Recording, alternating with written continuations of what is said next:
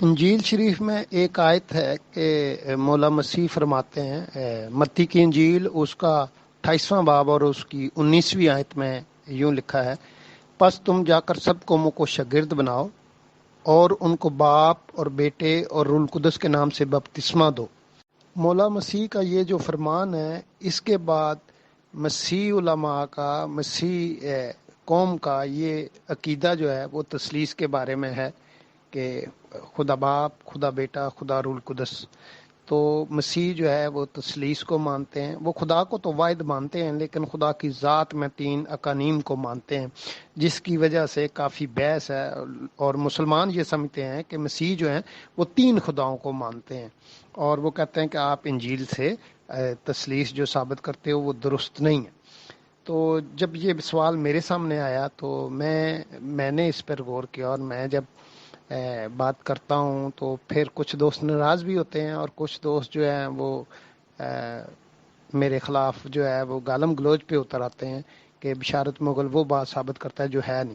تو آج میں تثلیث کے بارے میں بتانا چاہوں گا آپ کو کہ تثلیث جو ہے اصل میں یہ خدا کی ذات پر سوال ہے۔ خدا کی دو چیزیں آپ یاد رکھیں خدا کے بارے میں، کہ ایک تو خدا کی ذات ہے، ایک اس کی صفات ہے۔ صفات پہ ہم بحث کر سکتے ہیں بطور مومن، ایک ایماندار ہوتے ہوئے ہم خدا کی صفات ہیں جیسے کہ وہ رحیم ہے، وہ کریم ہے، وہ غفار ہے، وہ قہار ہے، وہ جبار ہے۔ ان ساری صفات پہ ہم بحث کر سکتے ہیں، گفتگو کر سکتے ہیں، لیکن جو خدا کی ذات ہے اس پہ ہم سوال نہیں کر سکتے۔ ہمارا ایمان بالغیب ہے اور ہم جو ہے اپنے دل سے ایمان لاتے ہیں کہ خدا کی ذات ہے۔ اب ہم اس کی خدا کی جو ہے پمائش نہیں کر سکتے۔ اس کی ذات کی پمائش کرنا، اس کو عقل میں لانا، اس پر عقلی دلائل دینا، اس کو جو ہے منطق سے دیکھنا، یہ ہمارے بس میں نہیں ہے۔ کوئی انسان جو ہے خدا کی ذات کو سمجھ نہیں سکتا۔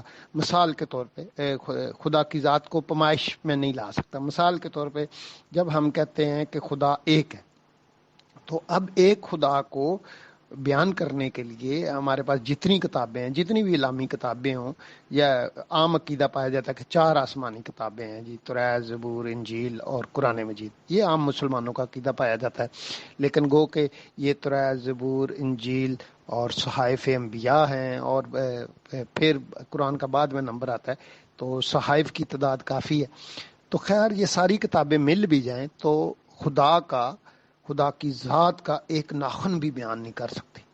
یہ کتابیں جو ہیں ساری مل کے بھی، سارے فرشتے مل جائیں ان کے ساتھ، سارے انسان مل جائیں، خدا کی ذات کا ایک ناخن بیان کرنا بھی کسی کے بس میں نہیں ہے۔ لیکن ہم اس کی صفات کے بارے میں بیان کرتے ہیں۔ یاد رکھیں یہ جو تثلیث ہے نا، تثلیث پہ جو بحث کی جاتی ہے، اور مسلمان مسیحوں کو کہتے ہیں کہ جی عقلی دلیل لاؤ، منطقی دلیل سے ہمیں سمجھاؤ، ہمیں تثلیث سمجھ نہیں آ رہی۔ او بھائی یہ تثلیث جو ہے یہ خدا کی صفات کی بات نہیں ہو رہی کہ آپ کو سمجھائی جائیں، کوئی مثال دے کر سمجھائی جائیں۔ یہ تثلیث جو ہے خدا کی ذات ہے۔ خدا کی ذات کو کوئی انسان ایکسپلین نہیں کر سکتا، اسے عقل میں نہیں لا سکتا، اسے کسی پیمائش میں، کسی پیمانے میں نہیں لا سکتا۔ تو اس لیے جو ہے تثلیث کے بارے میں سمجھنا جو ہے اپنے ایمان کے مطابق آپ سمجھ سکتے ہیں۔ مثال کے طور پہ مسلمان یہ کہتے ہیں کہ ثم استوى علی العرش، اللہ تعالیٰ کی جو ذات ہے، خدا کی جو ذات ہے عرش پہ ہے۔ تو عرش نے کس طرح خدا کو سنبھالا ہوا ہے؟ میں عقلی سوال کرتا ہوں کہ عرش کیا چیز ہے جو خدا کو سنبھالتی ہے؟ خدا کو کون سنبھال سکتا ہے؟ عرش کیا چیز ہے جس پر خدا بیٹھا ہے اور وہ خدا کا وزن اٹھا رہا ہے؟ اور اس پہ جتنے ہم عقلی سوال کریں گے تو ہم ایمان سے دور ہوتے جائیں گے۔ تو مسلمان یہ خود مانتے ہیں کہ خدا عرش پہ ہے اور آسمانوں پر ہے، اور امام ابو حنیفہ کہتے ہیں کہ اگر کوئی کہے کہ خدا عرش پہ نہیں ہے، اوپر آسمانوں پہ نہیں ہے، تو وہ کافر ہے۔ تو یہ مسلمانوں کا عقیدہ ہے۔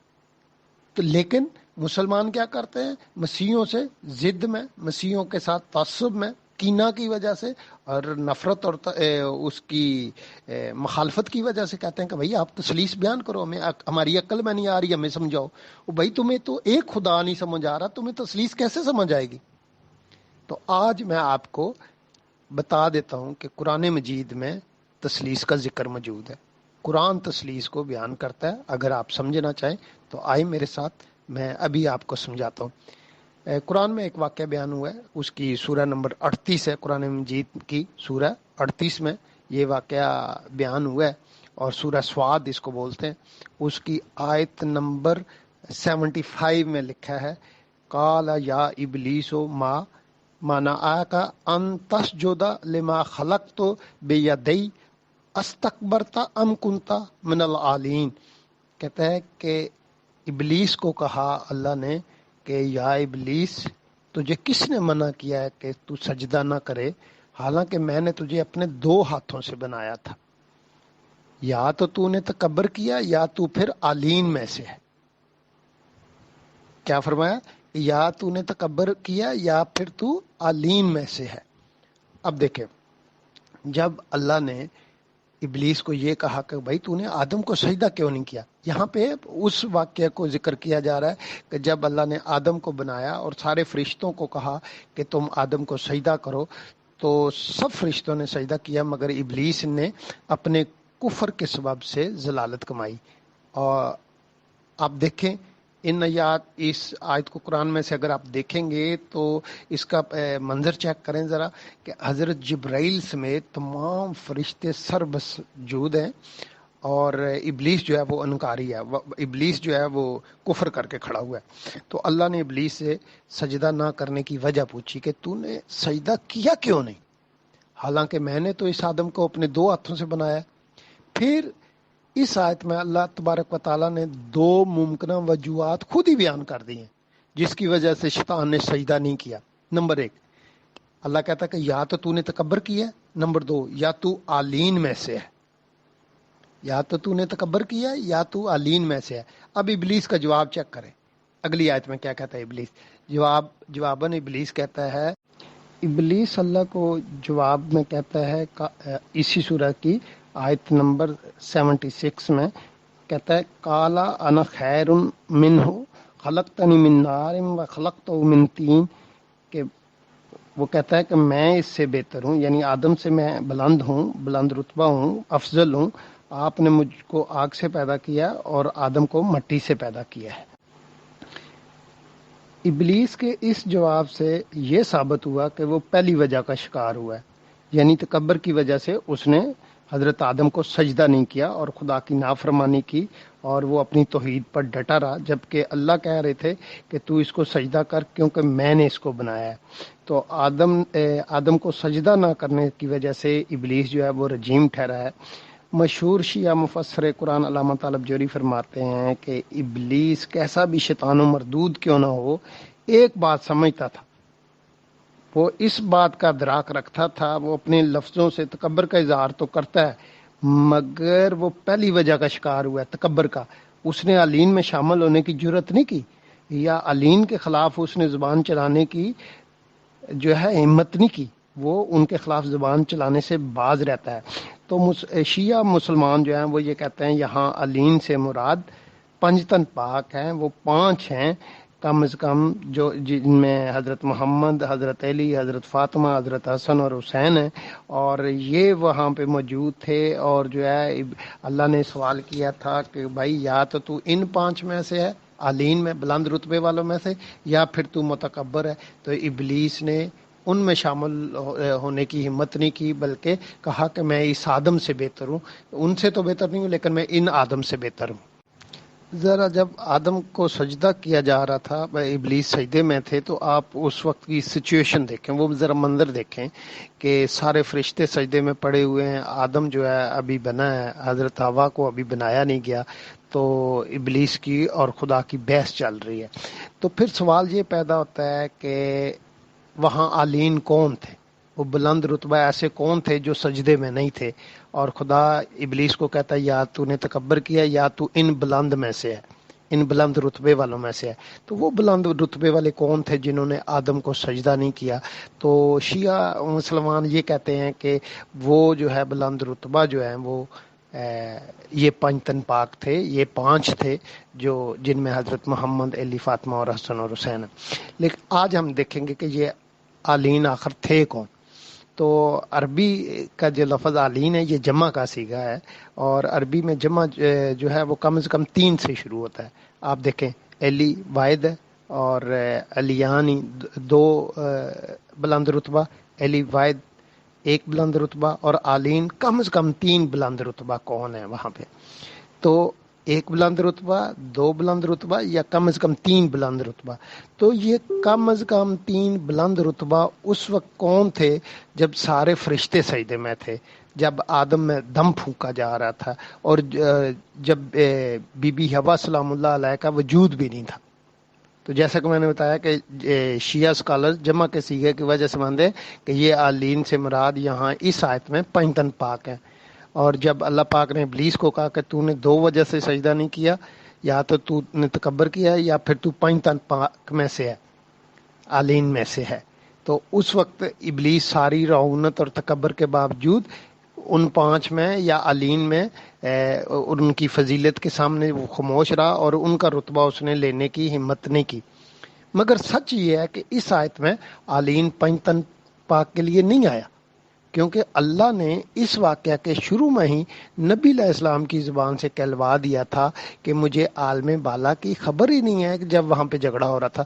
دیکھیں قرآن مجید کی میرے ساتھ اسی سورہ کی آیت نمبر 69، وہاں پہ لکھا ہے کہ ما کان لی من علم بالملائل اعلی اذ یختصمون، اے رسول ان سے کہہ دو کہ مجھے اس وقت کی کوئی خبر نہیں تھی، نہ ہے جب ملائے اعلیٰ میں جھگڑا ہو رہا تھا، فرشتے اور ابلیس کا یہ جو بحث ہو رہی تھی۔ حضرت محمد نے کہا کہ مجھے خبر ہی نہیں، میں تو وہاں موجود ہی نہیں تھا، مجھے تو اب یہ وحی کر کے واقعہ بتایا گیا ہے۔ تو جب حضرت محمد وہاں پر موجود نہیں تھے، آلین میں وہ شامل نہیں تھے، تو خود نبی علیہ السلام آلین میں شامل نہیں ہیں، تو پھر کیا نتیجہ نکلتا ہے؟ نتیجہ اس کا یہ نکلتا ہے کہ اگر نبی علیہ السلام ان آلین میں شامل نہ ہوں تو باقی 4 یعنی حضرت علی، فاطمہ اور حضرت حسن اور حسین آلین سے خود بخود خارج ہو جاتے ہیں، کیونکہ ان 4 کا رتبہ حضرت محمد صلی اللہ علیہ وسلم سے تو زیادہ نہیں ہے۔ اور جب حضرت محمد آلین میں سے خارج ہیں تو یہ باقی 4 بھی آٹومیٹکلی آلین کے درجے سے خارج ہو جاتے ہیں۔ اس لیے اس آیت میں موجود لفظ جو آلین ہے، کم از کم 3 بلند رتبہ جن کے لیے آیا ہے وہ باپ، بیٹا اور روح القدس ہے، جو کسی کو سجدہ نہیں کرتے بلکہ انہیں سجدہ کیا جاتا ہے۔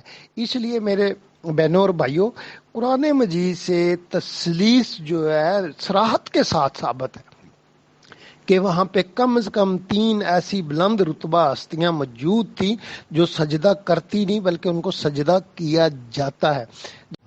جب میں نے کتاب مقدس یعنی انجیل شریف کی وکالت شروع کی، اس کے حق میں دلائل دینا شروع کیے کہ یہ اللہ کا کلام ہے، اللہ کا نور ہے، اس میں ہدایت ہے، فرقان ہے، اور یہ ہمارے لیے بڑی برکت کا باعث ہے، اور بطور مسلمان بھی جو ہے اس سے آپ استفادہ کر سکتے ہیں، برکتیں اکٹھی کر سکتے ہیں۔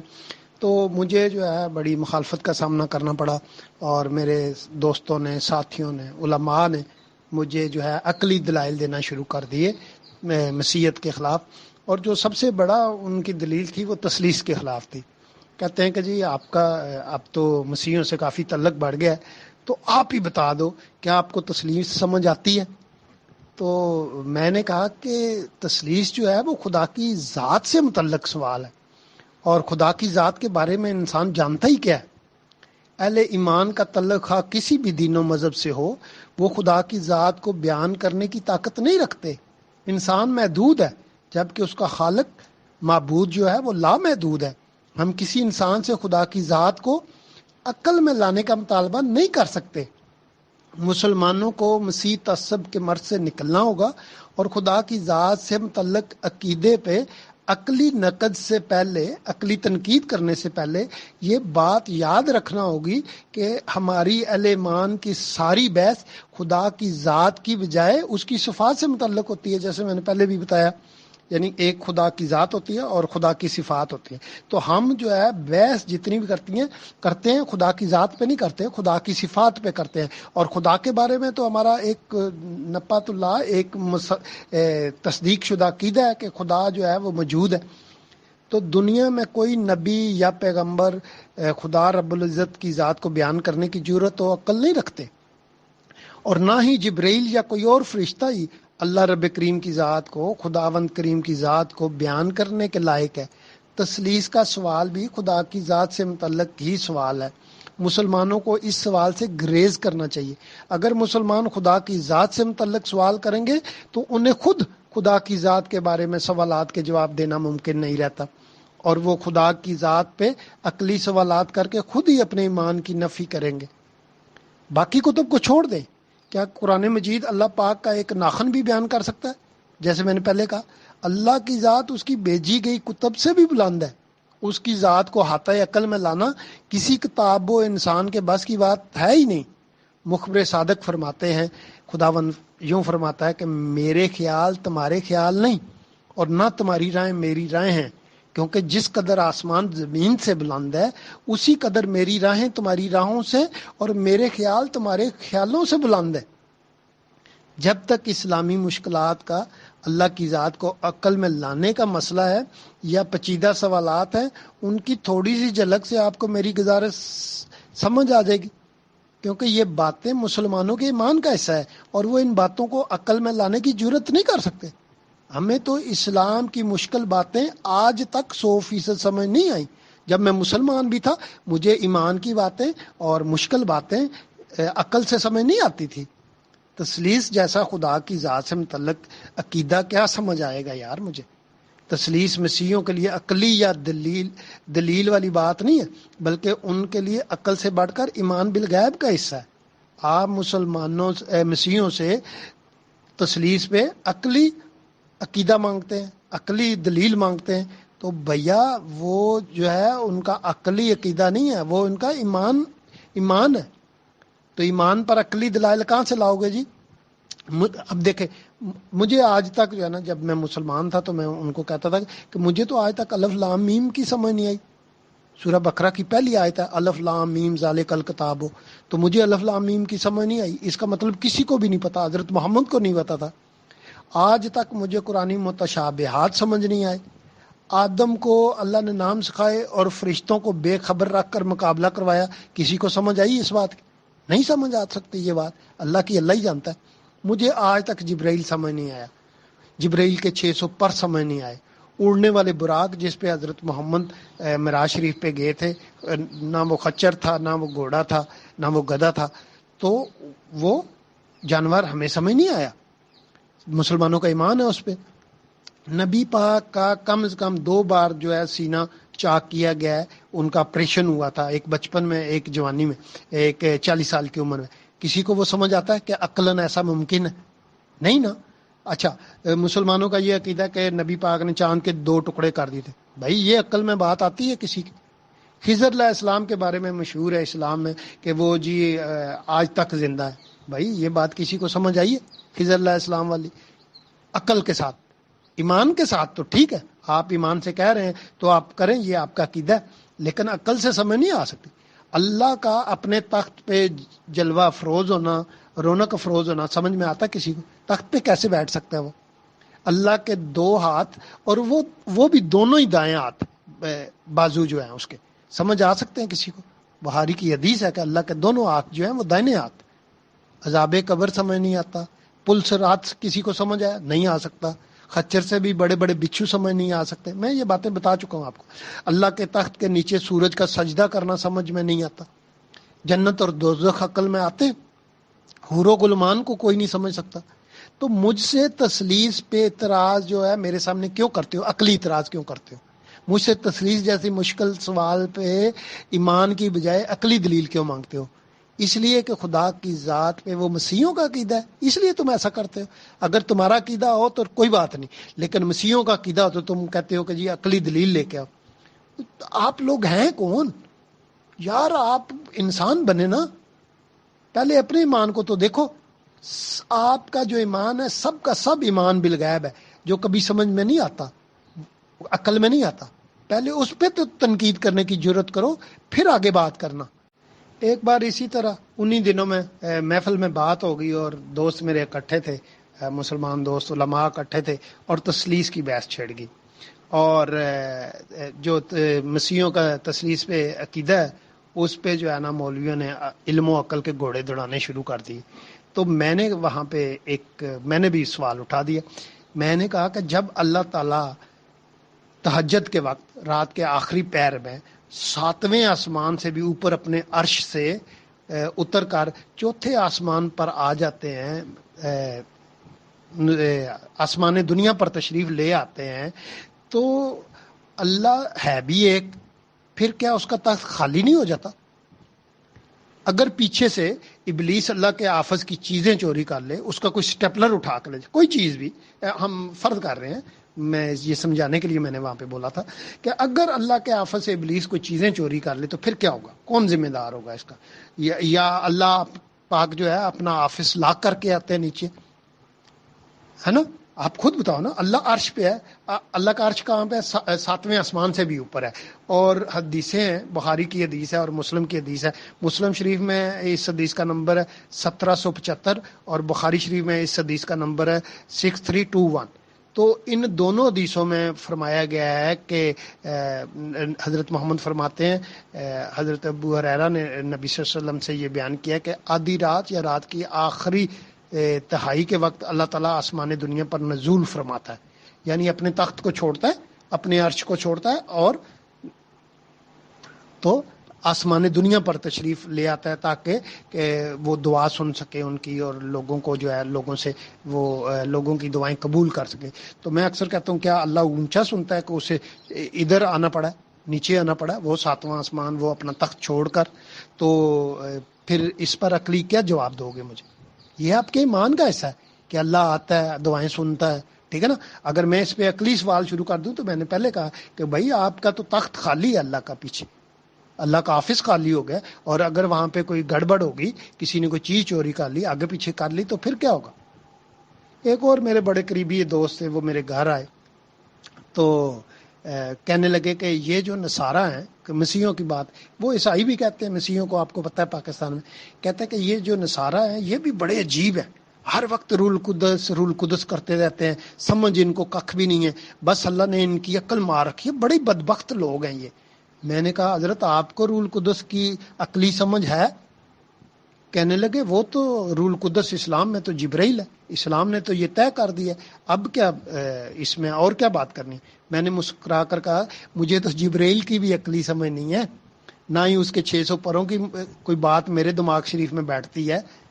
تو بس ناراض ہو گئے مجھ سے، وہ میرے بڑے قریبی دوست کہنے لگے بہت عیسائیاں دی میعت نہ کر، عیسائی پوری دنیا کے عیسائیوں کو میرا چیلنج ہے۔ وہ میرے دوست کہنے لگے کہ بائبل سے ایک لفظ تو سلیس دکھا دیں تو پھر میں ان کو مانوں گا، وہ نہیں دکھا سکتے، جاؤ یہ چیلنج ہے میرا۔ میں نے عرض کی وہ میرے یارا، وہ میرے سجنا، مجھے تو پورے قرآن سے ایک لفظ توحید بھی جو ہے نا نہیں ملا، میں تو وہ بھی نہیں دکھا سکتا آپ کو قرآن سے لفظ توحید، تو اب میں مسیحیوں سے کس طرح پوچھوں تسلیس کا لفظ؟ اور اگر انہوں نے آگے سے مجھ سے توحید کا پوچھ لیا تو پھر میں کیا کروں گا؟ تو آج تک مجھ سے ناراض ہیں، وہ دوبارہ مجھ سے راضی نہیں ہوئے اس بات میں۔ تو آپ اندازہ لگائیں کہ مسلمانوں کا مسیحیوں کے ساتھ رویہ کیا ہے، ان کے سوچنے کی سمجھنے کی صلاحیت کیا ہے، ان کے عقائد کے بارے میں بڑا ہی متصبانہ جو ہے وہ رویہ رکھتے ہیں۔ تو میرے عزیز بہن بھائیوں، میری گزارش یہ تھی، میری خاص طور پر جو ہے نا اپنے مسلمان بہن بھائیوں سے یہ گزارش ہے کہ مسیحیوں کے ساتھ ہمدردی سے پیش آئیں، جس طرح آپ چاہتے ہیں کہ آپ کے عقیدے کی جو ہے وہ عزت کی جائے، اس کو احترام دیا جائے، آپ کی کتاب کو احترام دیا جائے، آپ کے ہادی کو احترام دیا جائے، آپ کی مقدس ہستیوں کو احترام دیا جائے، تو آپ بھی جو ہے دوسروں کے عقیدوں کو قبول کرنے کی، ان کے ساتھ رواداری سے پیش آنے کی جرت کریں، ہمت کریں۔ اور اگر آپ ایسا کریں گے تو یقیناً آپ جو ہے امن کے دائی بنیں گے، آپ سلامتی کے جو ہے وہ پیروکار بنیں گے۔ آپ ان کے ساتھ جھگڑا مت کریں کہ جی یہ مشرک ہیں، یہ جی 3 خداؤں کو وہ بھائی کسی کرسچن سے پوچھو تو صحیح کیا وہ 3 خداؤں کو مانتا ہے؟ تو آپ اس کے ایمان پر وہ جھوٹا الزام، بہتان تراشی مت کریں کہ جس کی وجہ سے وہ دکھی ہو اور اس کے جذبات کو ٹھیس پہنچے۔ تو میری یہ دعا ہے آپ مسلمان بہن بھائیوں کے لیے کہ خداوند آپ کو بڑی برکت سے نوازے، اور آپ کے دماغ پر، آپ کی عقل پر، آپ کے دل پر جو پردے پڑے ہوئے ہیں وہ دور فرمائے، تاکہ آپ کو یہ بات سمجھ آ جائے کہ مسیحیوں کا عقیدہ کیا ہے، وہ تثلیث کیسے کہتے ہیں، وہ تثلیث کیوں کہتے ہیں اور ان کا ایمان بالغیب ہے کیا، اور ان کے عقائد پہ آپ جو ہے ہر وقت جو ہے عقلی دلیلیں مت مانگا کریں، کیونکہ آپ کے پاس بھی عقلی دلیلیں نہیں ہیں۔ خداوند آپ کو برکت دے۔ Thank you very much.